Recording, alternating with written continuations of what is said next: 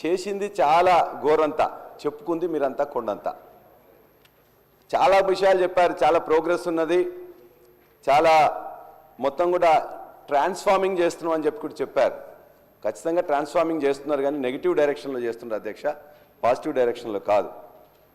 ప్రభుత్వం ఏర్పడక ముందు పార్టీలు ఖచ్చితంగా తమ యొక్క హామీలు ఇస్తుంటాయి.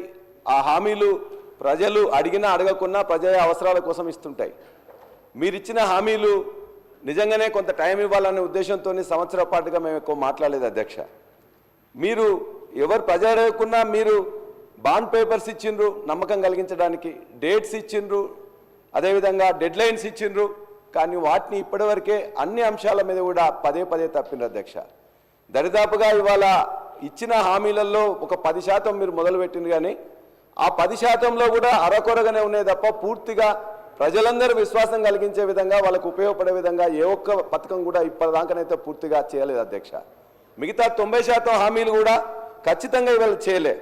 ఒక విధంగా చెప్పాలంటే ఈ ప్రాంతంలో నేను చదువుకోవడం కానీ లేకపోతే చూస్తే 19 ప్రజాస్వామిక ప్రభుత్వాలు ఈ తెలంగాణ ప్రాంతానికి ఇప్పటిదాకా 1951 నుంచి వస్తే, ఆ 1951 తర్వాత తెలంగాణ ఏర్పడిన తర్వాత 3 ప్రభుత్వాలు వస్తే, ఇన్ని ప్రభుత్వాల్లో కూడా ఇంత అప్రజాస్వామికంగా ఇంత అహంకారపూరితంగా ఉన్న ప్రభుత్వం మాత్రం ఎక్కడ లేదు అధ్యక్ష. అంతేకాదు అధ్యక్ష, అనుభవాలు ఏమితో ఇవాళ అత్యంత తక్కువ కాలంలోనే అప్రతిష్ట మూట కట్టుకున్న ప్రభుత్వం ఈ ప్రభుత్వంగా ప్రజలందరూ భావిస్తున్నారు అధ్యక్ష. అంతేకాదు అధ్యక్ష, ఇవాళ అనేక హక్కులను ఎవరన్నా నిజంగా ఈ పని చేయలేదని చెప్పేసి ఎక్కడ ఎవరన్నా అడిగితే, గ్రామాల్లో కరెంట్ రాలేదనో పంట ఎండిపోతుందనో ఎవరైనా జర్నలిస్టులు పోయి అక్కడికి అడిగినట్లయితే ఆ జర్నలిస్టుల మీద కూడా కేసులు పెట్టే, మహిళా జర్నలిస్టుల కేసులు పెట్టే దుస్థితి మాత్రం ఏనాడు ఏ ప్రభుత్వంలో రాలేదు అధ్యక్ష. ఇవాళ ఫీ రియంబర్స్మెంట్ ఏమని అంటే కొట్లాట, సర్పంచులు పెండింగ్ బిల్లులు ఏమంటే కూడా ఇబ్బంది అధ్యక్ష.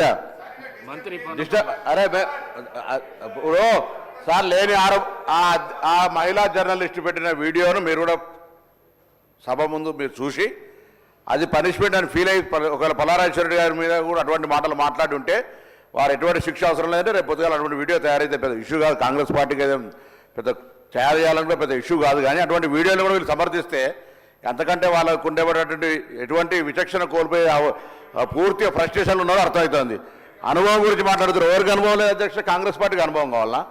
అనుభవం గురించి మాట్లాడుతూ ఉన్నారు, లేకపోతే పెద్ద అనుభవ రాహిత్యంగా పని జరుగుతుంది అంటున్నారు. 14 సంవత్సరాల మొత్తం అణిచివేతకు గురైనాడు. ఎక్కడ అణిచివేతకు గురైనాడు అధ్యక్ష? ప్రజాస్వామ్యమే లేదని చెప్తా ఉన్నారు 14 సంవత్సరాలు. ఇటువంటి పద్ధతి మాట్లాడితే నేను దయచేసి సభకు సంబంధించి గవర్నర్ గారి ప్రసంగం మీద వారు చెప్పమనండి. వారికి విమర్శించదలుచుకున్నది మేము నెగటివ్ రోడ్లో పోతున్నామంటే మాకే అభ్యంతరం లేదు. గవర్నమెంట్ మేము 14 నెలల్లో మేము ప్రభుత్వం దిశ వేరుగా పోతా ఉన్నది, అవన్నీ మాట్లాడుకోండి. కానీ ఒక మాకు జర్నలిస్ట్ అంటే గౌరవం ఉంది. జర్నలిస్టులకు కాంగ్రెస్ పార్టీకి సంబంధించి ఎన్నడూ కూడా మేము అట్లా సొంత పత్రికలు సొంత టీవీలు పెట్టుకోవాలని ప్రయత్నం ఎన్నడూ చేయలేము. మేము జర్నలిస్టుల మీద విశ్వాసం అనేది మంచి రాయాలి, చెడుగు రాయాలని.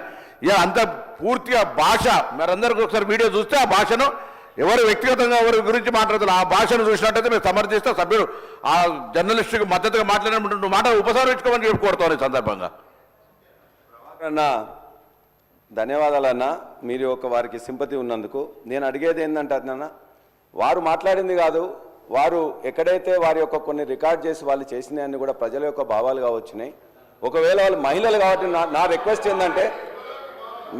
ఏంటంటే అధ్యక్ష, 2 మహిళా జర్నలిస్టులని టెర్రరిస్టులు చేసింది కాబట్టి ఆ రేవతి తన్వి యాదవ్ మీద కొద్దిగంత సానుకూలంగా మీరు దయచేసి ఆలోచించి వాళ్ళని విడుదల చేయాలని కోరుతున్నాం. అదేవిధంగా ఇది ఒక పాలసీ ఉందని చెప్పేసి అనుకుంటే పాలసీ మాత్రం వాళ్ళ యొక్క మీరు చూడండి అధ్యక్ష ఎట్లా ఉన్నాయి వాళ్ళ ఫోటోలు. ఇవాళ తెలంగాణ అస్తిత్వం మీద ఇక్కడ చాలా అంశాలు మీరు రాశారు. ఇందులోనే ఒకటేం చేసిండ్రు, మొత్తం కూడా ఆనవాళ్ళన్నింటి కూడా ఉండకుండా చేస్తామని తెలంగాణ తల్లి రూపురేఖలను మార్చారు. తెలంగాణ స్టేట్ టీఎస్ అని ఉంటే టీజీ అని మార్చారు. ఇవాళ లేటెస్ట్గా గవర్నర్ గారి ప్రసంగం చేసిన రోజునే వాళ్ళు ఇవాళ ఒక ఎడ్యుకేషన్ డిపార్ట్మెంట్ రిలీజ్ చేసింది అధ్యక్ష లోగో. ఆ లోగోలో ఇప్పుడు ఇంతకుముందు ఎప్పుడైతే కాకతీయ కళాతోరణాన్ని చార్మినార్ని తీసేస్తామని చెప్పేసి అంటే ఆనాడు ప్రజలందరూ అదేవిధంగా మేధావులు అందరూ కూడా చెప్తే దాని మీద వెనక్కి తగ్గినట్టు తగ్గింది. కానీ ఇవాళ మరలా దాన్నే ఇవాళ మొత్తం కూడా తెలుగులో కానీ ఇంగ్లీష్లో కానీ రిలీజ్ చేసిన దాంట్లో ఆ 2 లేకుండానే ఇచ్చారు. అంటే ఇది కావాలని చేసిండ్రా లేకపోతే మొత్తం మార్చాలని చెప్పేసి అనుకున్నారో దయచేసి మీరు ఆలోచించాలి. ఇవాళ కాకతీయ కళాతోరణం కానీ చార్మినార్ కానీ రాజముద్ర నుంచే తొలగించడం అంటే ఖచ్చితంగా చారిత్రక ద్రోహం తప్ప మరొకటి కాదు అధ్యక్ష.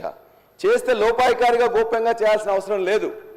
ఆనాడు ఈ యొక్క కాకతీయుల మీద గాసుద్దీన్ తుగ్లక్ దాడి చేసిండ్రు, ఇవాళ ఈ యొక్క కాంగ్రెస్ ప్రభుత్వం దాడి చేస్తూ ఉన్నది. మేము అడుగుతున్నాం అధ్యక్ష, ఇవాళ ఈ యొక్క నీటిపారుదల విప్లవాన్ని తెలంగాణలో తీసుకొచ్చింది కాకతీయులు. గొలుసుకట్టు చెరువులు కానీ 46,000 చెరువులను నిర్మించింది కూడా వాళ్ళే అధ్యక్ష. ఇవాళ మరి అనేక గ్రామాలు ఉన్నాయి, గణపతి దేవుని పేరు మీద గణపురం అనేక చెప్పేసి ఉంటాయి. మరి వాళ్ళు పెట్టిందని చెప్పేసి వాటన్నిటిని మార్చేస్తారు అధ్యక్ష. అదేవిధంగా వాటన్నిటి కూడా ఏ పేర్లు పెడతారో ఆలోచించండి. ఒక్క కుటుంబం ఇలా దేశంలో ఉండే వాళ్ళ కుటుంబాల పేర్లు పెట్టకుండా స్వాతంత్ర సమయంలో పేర్లు ఎప్పుడైనా పెట్టిండ్రు అధ్యక్ష కాంగ్రెస్ ప్రభుత్వం? సుభాష్ చంద్రబోస్ గారితో, భగత్ సింగ్తో, లాలా లజపతి రాయ్తో, బాలగంగాధర తిలక్ ఎప్పుడైనా పెట్టిండ్రు అధ్యక్ష? ఇవాళ కాకతీయుల యొక్క గొప్పతనం మీరు చూసినట్లయితే మా ప్రాంతంలో ఉండే మహిళా సోదరులు ఇద్దరు కూడా మంత్రులుగా ఆయన మా వరంగల్ జిల్లా నుంచేలి. వారు ఆనాడు రాచరిక పాలనా యుగంలో స్త్రీని రాజుగా చేసిన గొప్ప చరిత్ర కాకతీయుల అధ్యక్ష. అబలయని దేశమును కబలింప తలబడిన పరరాజులకు స్త్రీల బలశక్తిని చూపి రాజ్యతంత్రము నడిపరా తెలంగాణ రాణి రుద్రమదేవిరా అని చెప్పి ఆనాటి రుద్రమదేవి యొక్క గొప్పతనాన్ని మనం చాటుకున్నాం అధ్యక్ష. మరి అంతేకాదు ఇవాళ అందశ్రీ గారు రాసిన రాష్ట్ర గీతంలో కూడా అనేక మార్పులు చేయాల్సి వస్తుంది. మీరు ఒకవేళ ఇదే అనుకుంటే, అందశ్రీ గారు మా జనగామ నియోజకవర్గం రేబర్తి గ్రామవాసి. వారి యొక్క పాట అనేది తెలంగాణ ఉద్యమంలో ప్రతి నోట ప్రతి నాలుక మీద కూడా మొత్తం కూడా నాట్యమాడింది అధ్యక్ష. ఆయన కూడా రాసిండు, పోతున్నది పురిటిగడ్డ రుద్రమది వీరగడ్డ గండర గండెడు కుమరం భీముడే నీ బిడ్డ కాకతీయ కళాప్రభల కాంతిరేఖ రామప్ప గోలుకొండ నవాబుల గొప్ప వెలుగే చార్మినార్. మరి ఆయన కూడా రాసిండు చార్మినార్ గొప్పతనం, అదేవిధంగా కాకతీయుల గొప్పతనం, కళాతోరణం గురించి. మరి ఆయన రాసినందుకు అందశ్రీ యొక్క రాసిన పాటలు కూడా మొత్తం తీసేస్తారు అధ్యక్ష. పాలసీ ఉంటే అక్కడ ఉండాలి, ఇక్కడ ఉండాలి. అదేవిధంగా అన్నం పెట్టి చెరువులను నింపి చెరువులు నిర్మించిన ఇవాళ దానికే బరకత్ ఉంటుందని చెప్పేసి ఆనాడు కేసీఆర్ గారు మిషన్ కాకతీయ అని పెట్టి వాటిని మళ్ళా పునర్నిర్మాణం చేసింది కేసీఆర్ గారు. కాబట్టి అంతేకాదు గవర్నర్ గారు ప్రసంగంలో మీరు చెప్పారు, మేము ఆధ్యాత్మిక టూరిజం చేస్తాం, దేవాలయాలన్నీ కూడా తీసుకుపోతాం అని చెప్పేసి. మరి మా వరంగల్ జిల్లాలో ఉండే వరంగల్ దేవాలయాల్లో అతిపెద్ద మన ఆనాడు రుద్రదేవుడు కట్టించింది అధ్యక్ష, రామప్ప దేవాలయం. యునెస్కో యొక్క గుర్తింపు కూడా తీసుకొచ్చినాం. మరి కాకతీయులు కట్టించిందని చెప్పేసి ఆ టూరిజం ప్యాకేజ్ తీసేస్తారా? అది అదేవిధంగా 1000 స్తంభాల గుడి కూడా కట్టించినాం, మరి దాన్ని కూడా తీసేస్తారా? కాబట్టి దయచేసి మీరు ఆలోచించాలని, అదేవిధంగా మా వరంగల్ జిల్లా నాయకులే కాదు, వరంగల్ జిల్లా మంత్రులే కాదు, మొత్తం యావత్తు కూడా అధ్యక్ష ఖచ్చితంగా చాలా సంతోషం సార్, నేను వింటా ఉన్నాము. కానీ చరిత్ర దగ్గరలో ఉన్న చరిత్రను కూడా మనం ఆలోచన చేయాలా. కాకతీయులకు సంబంధించి మాట్లాడుతూ ఉన్నారు అధ్యక్ష, వారి చరిత్ర గురించి మాట్లాడుతూ ఉన్నారు.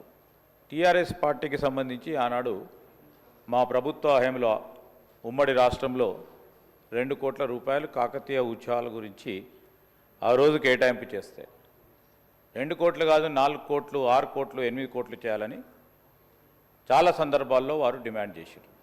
సరే 2014 నుంచి 23 వరకు ఒక్కసారి కూడా కాకతీయ ఉత్సవాలు చేయలే టీఆర్ఎస్ పార్టీ ప్రభుత్వం. నేను ఈరోజు చెప్తా ఉన్నాను, అది కాదు, ప్రజాస్వామ్యంలో ప్రజలేం కోరుతా ఉన్నారు,